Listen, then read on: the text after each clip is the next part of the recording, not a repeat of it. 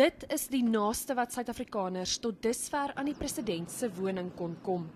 Maar Woensdag word die Nkandla deure oopgegooi vir 'n parlementêre ad hoc komitee oor die kwessie. Die media se versoek om hulle te vergesel is afgekeur, maar die DA-afvaardiging sê hulle sal seker maak hulle is die publiek se oë en ore.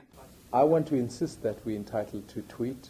I think certainly there can be no harm in taking a selfie by the fire pool.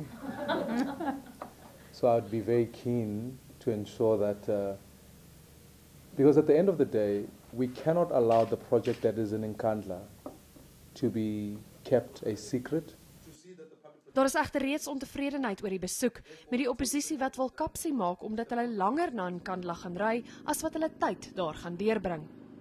I think that in order to do justice to the seriousness of the inspection that we have to do, 2 hours is not enough.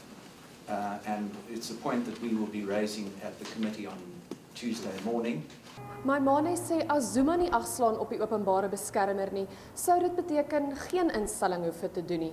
Hy het daarom weer benadruk dat die DA nie sal huiwer nie om die hof te nader om te eis dat Thuli Madonsela se verslag en nie die van Nathi Nhleko nie moet geld.